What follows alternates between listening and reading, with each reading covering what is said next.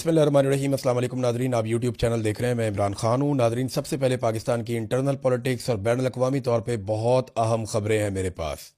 America ने हतमी तैयारी कर दी है एक बड़े हमले की। उसके बारे में जो तफसीलात हैं मैं आपके सामने रखूँगा। पाकिस्तान और अफ़गानिस्तान के बीच में हालात काफ़ी कशीदा हो गए हैं। एयर स्ट्राइक्स की हैं पाकिस्तान ने। इसके नतीजे में क्या हुआ, वादिय तीरा से बड़ी खौफनाक इत्तलात आ रही हैं। ये सब कुछ मैं आपके साथ शेयर करता हूँ। लेकिन सबसे पहले अलीमा खानम के ऊपर बहुत तेज़ी से हमले किए जा रहे हैं। ये हमले क्यों हो रहे हैं, मैं आपके सामने रियल सिचुएशन रख देता हूं कि पाकिस्तान की मिलिट्री एस्टेब्लिशमेंट ने, आसिम मुनीर साहब ने लंबे अरसे से इमरान खान साहब के, उनकी फैमिली के साथ कोई मुलाकात होने नहीं दी। इमरान खान साहब के वो लीडर्स जो उन्हें मिलने के बाद सही खबर बाहर लेकर आ जाते हैं, उनसे भी मुलाकात नहीं होने दी।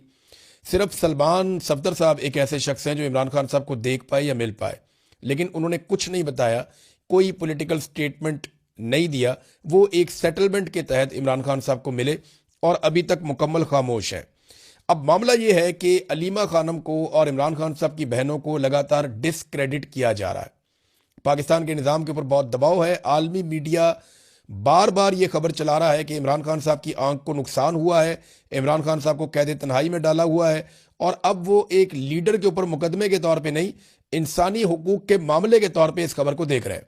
पाकिस्तान के ऊपर बड़ा शदीद दबाव है डिफरेंट जगहों से। यानी आपका जीएसपी प्लस स्टेटस है वो मुतासर हो जाता है, आपके और बहुत सारी चीज़ें वो मुतासर हो जाती हैं। तो बैन अवी दबाव लगातार बढ़ता चला जा रहा है। इमरान खान आम आदमी नहीं है, ये बहुत ताकतवर आदमी है और पूरी दुनिया में इनके शानदार ताल्लुकात हैं और इनकी पूरी दुनिया में पहचान है। तो उसी हिसाब से ये आवाज़ भी उठ रही है। अब हुकूमत में ये दबाव है कि इमरान खान साहब को उनकी फैमिली के साथ मिलाया जाए और अगले 24 से 48 घंटों में या 25 तारीख तक या उससे पहले इमरान खान साहब की आंख में एक इंजेक्शन भी लगाना है अस्पताल में लाकर। अब अगर इमरान खान साहब इनकार कर देते हैं कि जब तक मेरी फैमिली मौजूद नहीं होगी तब तक मैं ये इंजेक्शन नहीं लगवाऊंगा, तो हर हाल में इमरान खान साहब की फैमिली को लाना पड़ेगा ये इंजेक्शन लगाने के लिए, और वहाँ इमरान खान साहब अपनी फैमिली के साथ सियासी बातचीत भी करेंगे, ये सब जानते हैं। तो इससे पहले कि इमरान खान साहब का कोई पैगाम बाहर आए, देखें इस वक्त पैगाम बाहर कौन ला सकता है। सोहेल आफरीदी को मिलने नहीं दे रहे, पार्टी के वो लोग जिनके ऊपर लोग ट्रस्ट करते हैं उन्हें मिलने नहीं दे रहे, और इमरान खान साहब की बहनों को भी नहीं मिलने दे रहे। तो इमरान खान साहब की बहनें जो पैगाम बाहर लेकर आएंगी वो पैगाम होगा लोगों के लिए एतबार के काबिल। अब इससे पहले कि वो पैगाम कोई बाहर लेकर आए, चाहे वो पैगाम अभी इंजेक्शन लगने के मौके पे आ जाए या इसके बाद किसी और मौके पर आ जाए, आगे ईद का टाइम आ रहा है, रमज़ान का महीना है, हर हाल में इमरान खान साहब की मुलाकात तो करवानी पड़ेगी। ये तो मुमकिन नहीं है कि आप ईद वाले दिन भी इमरान खान साहब की उनकी फैमिली से मुलाकात ना करवाएं, उनके बच्चों के साथ बातचीत ना करवाएं। तो आलमी दबाव बढ़ रहा है। ऐसे में इमरान खान साहब की बहनों को डिसक्रेडिट करने का सिलसिला शुरू हो चुका है। यानी उनको मुतनाज़ बनाया जा रहा है कि अगर इनके जरिए से कोई बयान बाहर आए भी तो इमरान खान की बहनों को इतना ज़्यादा मुतनाज़ कर दिया जाए कि उस बयान की अहमियत कम कर दी जाए या उसके हवाले से शकूक व शुबहात पैदा कर दिए जाए। देखें ना, कोई कॉलम लिखता है और वो ये कहता है कि ये तो विरासत की लड़ाई है। हालांकि इमरान खान साहब हुकूमत में भी रहे हैं, उन्होंने अपनी फैमिली में कभी किसी को कोई ओहदा नहीं दिया। हफीजुल्लाह नियाज़ी साहब से इमरान खान साहब की लड़ाई ये है। एक और नियाज़ी साहब थे, वो इमरान खान साहब को इनामुल्लाह खान नियाज़ी, वो क्यों छोड़ गए, उनके साथ भी लड़ाई ये थी। तो इमरान खान साहब अपनी फैमिली के अंदर ऐसे ओब्लाइज नहीं करते नॉर्मली, और इसकी वजह से उनकी मुखालफत भी फैमिली में पैदा हो जाती है। तो विरासत का मामला तो भूल ही जाए। लेकिन अब कुछ कॉलम निगारों से लिखाया जा रहा है कि जनाब ये तो विरासत की ख्वाहिश है। कोई जो है वो उठ के टाउट ये कह देता है कि जनाब अलीमा खानम जो है वो चेयरपर्सन बनना चाहती हैं पार्टी की, और उन्होंने इस ख्वाहिश का इजहार भी किया। कोई कहता है जी कि ये बाहर नहीं लाना चाहते इमरान खान साहब को उनकी फैमिली, और ये चाहते हैं कि इमरान खान साहब जेल के अंदर ही रहें, जैसा कि ख्वाजा आसिफ और दीगर टाउट्स। अच्छा, कोई कीड़े निकालता है, कोई ताने देता है, तो ये सारे कुछ ना कुछ ऐसा कर रहे हैं। गड्डापुर हो गया, शेर अफजल मरवत हो गया, मिशाल यूसुफजई हो गई। अब ये तो उनकी अपनी पार्टी के अंदर से उनके ऊपर हमलावर है, बाहर से भी बहुत सारे लोग हमलावर हैं इमरान खान साहब की बहनों के ऊपर। तो ये सब कुछ इसलिए किया जा रहा है कि इमरान खान साहब के हवाले से ये लोग जो भी कोशिश करें वो कोशिश मुतनाज़ हो जाए, और अगर कभी इनको मौका मिले इमरान खान साहब को कोई पैगाम बाहर लाने का, तो उससे पहले इनकी शख्सियत को इतना मुतनाज़ कर दिया जाए कि उस पैगाम के ऊपर लोगों का भरोसा ना हो। तो ये है जनाब सारा खेल जो अलीमा खानम के साथ और बाकी बहनों के साथ खेला जा रहा है। लेकिन सोशल मीडिया इसको काउंटर कर रहा है, और जो लोग ये खेल खेल रहे हैं वो अभी तक कामयाब तो नहीं हुए, लेकिन एक कंट्रोवर्सी उन्होंने क्रिएट कर दी और पाकिस्तान का मीडिया लगातार इसको हवा दे रहा है। यानी रोजाना की बुनियाद पे अली अमीन गंडापुर को, शेर अफजल मरवत को और बाकी लोगों को जो इस बयानिए को उठाते हैं, उन्हें टॉक शोज के अंदर बिठाकर ये बयानियां इसकी प्रोजेक्शन की जा रही है। नादरीन, दूसरी जो बड़ी खबर है जो मैं आपको देना चाह रहा था वो ये है कि पाकिस्तान की वजारत इत्तलात ने यह बताया कि पाकिस्तान ने अफगानिस्तान में 7 एयर स्ट्राइक्स की हैं, यानी 7 मकामात को निशाना बनाया। ये 3 इलाके हैं जहां पे 7 मकामात को निशाना बनाया गया है, और पाकिस्तानी हुकूमत के मुताबिक इनमें दहशतगर्दों के ठिकानों को निशाना बनाया गया और दहशतगर्दों को मारा गया है। अब सवाल एक और पैदा होता है, वो मैं बाद में करता हूं, लेकिन अफगान हुकूमत का इसके ऊपर मौक़िफ़ है। पाकिस्तानी हुकूमत का मौक़िफ़ यह है कि यह रद्द अमल है जो दहशतगर्दी पाकिस्तान के अंदर हो रही है। बल्कि अभी जो हालिया दहशतगर्दी हुई उसमें एक लेफ्टिनेंट कर्नल समेत 3 लोग शहीद हो गए और जवाबी कार्रवाई में कुछ दहशतगर्द भी मारे गए। लेफ्टिनेंट कर्नल हैं शहजादा गुल फराज, ये एक दहशतगर्दी के वाक़े में शहीद हुए। सिपाही उनके साथ करामत शाह, वो भी जामे शहादत नोश कर गए। तो ये बड़ा अफसोसनाक एक वाक़या हुआ। उसके बाद एक रद्द अमल आता है, और इससे पहले भी ऐसे ही ऑफिसर्स की और जवानों की शहादतें हो रही थी। तो पाकिस्तानी गवर्नमेंट ये कहती है हमने रद्द अमल दिया है और वहां पे दहशतगर्दों के ठिकानों को निशाना बनाया है और उन्हें मारा है। जबकि अफगानिस्तान की हुकूमत का मौक़िफ़ आया कि पाकिस्तान की जो स्ट्राइक्स हैं उनमें बड़े पैमाने पर सिविलियंस की जानें गई हैं, जिनमें औरतें और बच्चे भी शामिल हैं। ज़बीउल्लाह मुजाहिद जो तर्जुमान है अफगान हुकूमत के, वो ये कहते हैं कि नंगरहार और पक्तिया में बमबारी हुई है, दर्जनों अफराद शहीद और जख्मी हुए हैं, वो ये कहते हैं। और उन्होंने इल्ज़ाम लगाया कि पाकिस्तानी जर्नैल अपने मुल्क की सिक्योरिटी कमजोरियों का अजाला इस तरह के जराइम के जरिए कर रहे हैं कि हमला किया जा रहा है सिविलियंस के ऊपर। अच्छा, एक सवाल और पैदा होता है जो मैं करना चाहता हूं। देखिए, ये तो दोनों वजारत इत्तलात हैं। अब पाकिस्तानी वजारत इत्तलात ये कह रही है कि हमने वहां पे दहशतगर्दों को मारा है, अफगान वजारत इत्तलात ये कह रही है कि नहीं, सिविलियंस उसके अंदर निशाना बने हैं। बड़ा सवाल यह है कि पाकिस्तान के अंदर जो नुकसान होता है वो सिविलियंस का और सिक्योरिटी फोर्सेज का होता है, और पाकिस्तान की जो सिक्योरिटी फोर्सेज हैं वो हर वाक़े के बाद और पाकिस्तान की हुकूमत बराह रास्त इल्ज़ाम भारत के ऊपर लगाते हैं। तो पाकिस्तान भारत के ऊपर इस किस्म का कोई हमला करके उनको जवाबी कार्रवाई क्यों नहीं करता? देखें ना, भारत अगर ये हमले करवा रहा है, वो इसके पीछे मास्टरमाइंड है, तो भारत को भी जवाब देना चाहिए। लेकिन पाकिस्तान जो है वो अफगानिस्तान को जवाब देता है, उनके पास एयरफोर्स नहीं है। लेकिन भारत को पाकिस्तान जवाब नहीं दे रहा। पाकिस्तान को भारत को भी फिर जवाब देना चाहिए। अगर भारत की अटैक पाकिस्तान के ऊपर कर रहा है, उसूलन तो यही होना चाहिए। भारत की एयरफोर्स के तैयारे भी हमने गिराए थे कुछ अर्सा पहले, मैं ये भी आपको बता दूं। अब भारत में कुछ भी हो जाए ना, तो वो बगैर सबूत के पाकिस्तान के ऊपर चढ़ दौड़ता है और पाकिस्तान के अंदर आके स्ट्राइक कर जाता है। जब कुछ भी हो जाता है भारत के अंदर, वो सबूत कोई नहीं दिखाते। पाकिस्तान कहता रहता है सबूत दिखाएं, कोई चीज है तो सामने लेकर आए, लेकिन भारत हमला कर देता है हमेशा पाकिस्तान के ऊपर। और पाकिस्तान जो है वो रिस्ट्रेंट का मुजाहरा करता है और कभी भी भारत को जवाबी कार्रवाई नहीं करता जब पाकिस्तान के अंदर भारत दहशतगर्दी करवाता है, बकौल पाकिस्तानी गवर्नमेंट के लगातार ये सारे वाकयात भारत करवा रहा है। अब नाज़रीन, आ जाए कि अमेरिका क्या कर रहा है रीजन में। ईरान के आसपास जितने भी अमेरिका के अड्डे हैं, उन सब के ऊपर बड़े पैमाने पर अमेरिका हथियार और फौजी जमा कर रहा है। तेजी से अमेरिकी बहरी बेड़े जो हैं वो इस इलाके में पहुंच रहे हैं। कुछ बहरी बेड़े पहुंच गए थे, कुछ अभी ट्रेवल करके पहुंच रहे हैं। जबकि यूरोप के अंदर, मिडिल ईस्ट के अंदर अमेरिका के बहुत सारे फौजी अड्डे हैं। इन तमाम फौजी अड्डों पर बड़े पैमाने पर जंगी जहाज और जो फोर्सेज हैं वो और हथियार वो अमेरिकन पहुंचा रहे हैं। और डोनाल्ड ट्रंप ने पहले ही धमकी दी है कि ईरान के ऊपर अटैक किया जा सकता है, और इससे पहले कई यूरोपीय ममालिक जो हैं वो अपने शहरियों को कह चुके हैं कि वो ईरान को छोड़ दें। तो ऐसा लगता है कि अगर ईरान और अमेरिका के बीच में कोई डील नहीं होती और कोई नतीजा नहीं निकलता, तो ईरान के ऊपर अमेरिका दबाव बढ़ाने के लिए एक बड़ी स्ट्राइक कर सकता है। और अगर अमेरिका को किसी मौके पे ये महसूस हुआ कि ईरान में रजीम चेंज हो सकता है, तो वो हर सूरत रजीम चेंज करवाएगा। इस वक्त जो ईरान की सियासी क़यादत है और जो मजहबी क़यादत है वो बहुत ख़तरे में है, क्योंकि इसराइल पहले एक प्रोजेक्ट के ज़रिए से बहुत सारे लोगों को वहाँ पे शहीद कर चुका है, और अमेरिका और इसराइल मिलकर ये कार्रवाई करेंगे। ये बैनुल अक़वामी अखबारात के अंदर चीज़ें छप रही हैं, और इसमें एक बहुत बड़ा इंटेलिजेंस का नेटवर्क है इसराइल का जो ईरान के अंदर काम करता है, और उसकी मदद अमेरिका को हासिल रहेगी। अब ये साफ दिखाई दे रहा है कि अगर ईरान अमेरिका की बात नहीं मानता और किसी ऐसे नतीजे पर नहीं पहुंचता जिससे डोनाल्ड ट्रंप मुतमईन हो जाए, तो एक हमला तो अमेरिका ईरान के ऊपर करने वाला है। दूसरी जानिब अचानक से ईरान के अंदर फिर से मुजाहरे शुरू हो गए, और ये हुकूमत मुखालिफ मज़ाहरे हैं। अगर ये दोनों चीज़ें एक साथ होती हैं तो अमेरिका कोशिश करेगा कि अफगानिस्तान के अंदर रजीम तब्दील किया जाए। ये कोशिश अमेरिका पहली मरतबा नहीं करेगा, इससे पहले भी ये कोशिश की जा चुकी है लेकिन कामयाबी नहीं हुई।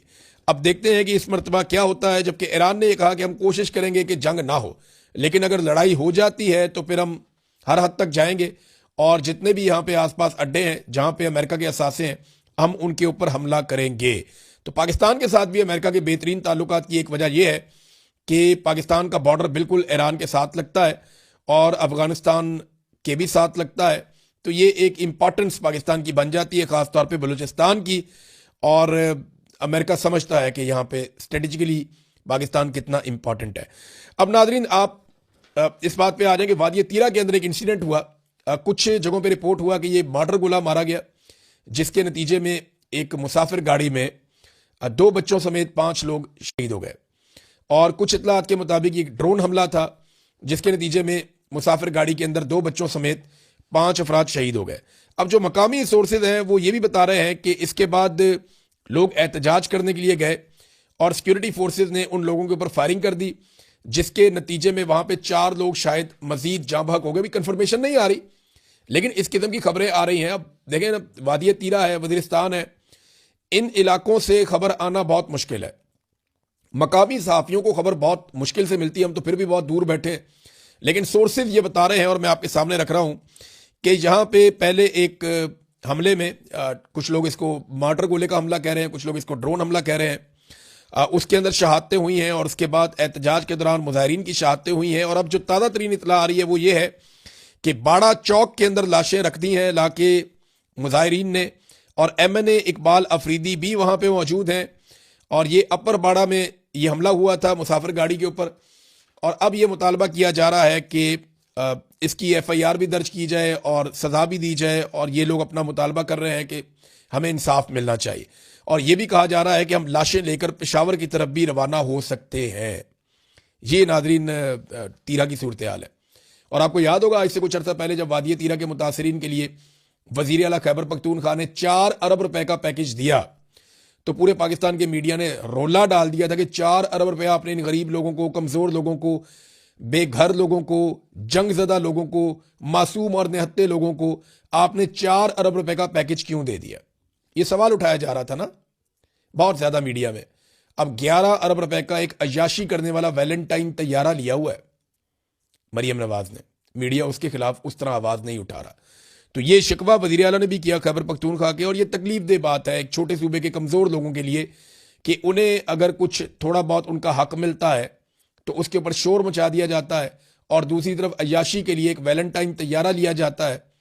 और इसराइली तैयारा है, शानदार तैयारा है, और उसके ऊपर किसी किस्म की कवरेज उस तरह से नहीं होती, वैसे तनकीद नहीं होती। वज़ीरिस्तान से नाज़रीन एक वीडियो आई है और ये बिलाल खान अफरीदी साहब हैं, इन्होंने ट्वीट की है और ये बता रहे हैं जी वज़ीरिस्तान में कर्फ्यू लगा हुआ है। और ये वज़ीरिस्तान का एक इलाका है, वो ये बता रहे हैं, आप साफ देख सकते हैं कि बड़े बड़े ट्रॉलर्स वहाँ से मादनी वसाइल से लदे हुए हैं और मादनियात लेकर बाहर जा रहे हैं, जबकि दूसरी तरफ पूरे इलाके में कर्फ्यू नाफिज है। यानी आम लोगों की ज़िंदगी मफलूज है, मगर जो वसाइल हैं या मादनियात हैं उनकी तरसील बिला रुकावट जारी है। ये मैंने आपको पहले ही बताया था कि ना तो तेल रुकता है, उसकी स्मगलिंग रुकती है ईरान से, ना मादनियात की आमदरफ्त रुकती है। अगर रुकता है तो आम आदमी रुक जाता है। कर्फ्यू है आम आदमी के लिए है, मादनियात के लिए कोई कर्फ्यू नहीं है। मादनियात हर वक्त निकलती रहती हैं और मादनियात के जो ट्रॉले जाते हैं उन्हें अमान हासिल है सिक्योरिटी फोर्सेज की जानिब से भी और दहशतगर्दों की जानिब से भी, क्योंकि उसमें माल है और वो सबको माल खिलाते हैं ऐसा लगता है। बहरहाल मादनियात वहाँ से जा रही हैं और ये सबूत भी उन्होंने दिखाया कि कर्फ्यू के दौरान भी मादनियात की तरसील जारी है। नाजरीन एक ख्वाहिश है बहुत पुरानी और ये ख्वाहिश है ग्रेटर इसराइल की। ये ख्वाहिश वक्तन फवक्तन सामने आती रहती है। इसराइल के जो हुक्मरान है वो ये कहते रहते हैं ग्रेटर इसराइल का मतलब ये है कि उर्दन, सऊदी अरब का एक हिस्सा, इराक का एक हिस्सा, शाम, मिस्र, लबनान, इनके कुछ इलाके जो हैं ये सारे शामिल करके एक बहुत बड़ा इसराइल बनेगा जहाँ पे इसराइल की हुकूमत होगी और समुंदर का भी एक बड़ा एरिया इनके कंट्रोल में होगा और स्वेज कनाल भी इनके कंट्रोल में चली जाएगी। तो दुनिया की मईशत के ऊपर एक बड़ा तगड़ा कंट्रोल आ जाएगा इसराइल का। ये एक पुराना एक मंसूबा है ग्रेटर इसराइल का। अब इसके ऊपर जो है वो अमरीकी सफीर जो है इसराइल के अंदर, उन्होंने रिमार्क्स दिए हैं और उन्होंने कहा कि मशरक़ वस्ता में इसराइल का कंट्रोल काबिल कबूल हो सकता है। और इन तबसरों को जिना अब ये तबसरे इस तरह के हो रहे हैं, इससे पहले एक और तबसरा भी आया था कि वहाँ पे जो एक थर्ड टेम्पल है उसकी तामीर के हवाले से भी अमरीकी हुकाम ने एक स्टेटमेंट जारी किया था। तो इसराइल के लिए जितना जितना डिलीवर किया डोनाल्ड ट्रंप ने, इतना तारीख में कोई अमरीकी सदर नहीं कर पाया। डोनाल्ड ट्रंप ने इसराइल के साथ दोस्ती निभाई है और कमाल तरीके से निभाई है। डोनाल्ड ट्रंप ने प्लेट में रख के वो तमाम ममालिक जो इसराइल के लिए खतरा थे वो इसराइल के कदमों में पेश किए हैं। यानी पाकिस्तान एक वाहिद मुसलमान एटमी मुल्क है और पाकिस्तानी वजीर आजम और पाकिस्तानी हुकूमत का ये स्टेटमेंट आता है कि उन्हें पीस बोर्ड के अंदर कोई एतराज़ नहीं है इसराइल की शमूलियत पे, और वहाँ मुतालबा भी नहीं किया जाता कि ये पीस बोर्ड के अंदर गजा के लोगों को या फ़लस्तीनियों को शामिल किया जाए, और उनकी रियासत के हवाले से भी कोई मुतालबा एज सच अभी तक सामने नहीं आया। तो नाज़रीन, इसके ऊपर जो है ना सऊदी अरब की वजारत खारजा ने बड़ा सख्त रद्द अमल दिया है। ये जो अमरीकी सफ़ीर का स्टेटमेंट आया, रियाद ने मुतनब्बा किया कि बयानबाजी से इलाकाई इस्तेहकाम को ख़तरा लाहक है। सऊदी अरब का मुतालबा भी सामने आया कि 1967 की सरहदों पर मबनी दो रियासती हल के लिए अपनी हमायत का उन्होंने कहा जी हम आदा करते हैं, ये जारी रहेगी, जिसमें मशरकी अल-कुद्स मुस्तकबिल की फ़लस्तीनी रियासत का दारुल-हुकूमत होगा। वो पुराना फार्मूला 1967 की करारदाद के मुताबिक फ़लस्तीनी रियासत का क़याम अमल में लाया जाए। एक तरफ ग्रेटर इसराइल और एक तरफ फ़लस्तीनी रियासत का क़याम, ये दोनों बिल्कुल अपोजिट चीज़ें हैं, लेकिन अमेरिका या डोनाल्ड ट्रंप हमेशा इसराइल के साथ जाएंगे और वो ये खुलकर कहते हैं और इसमें उनको कोई आड़ भी नहीं है ये बात कहने में।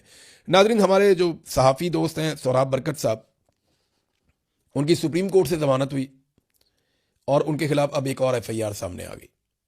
यानी कानून का और इंसाफ का मजाक उड़ा दिया पाकिस्तान के अंदर पाकिस्तान के इदारों ने, और ये सब जानते हैं इसके पीछे पाकिस्तान की इंटेलिजेंस एजेंसियां हैं। अदालतों की तौकीर जो है वो ख़त्म हो रही है, बेतौकीर हो रही हैं अदालतें, उनके ऊपर से एतमाद ख़त्म हो रहा है।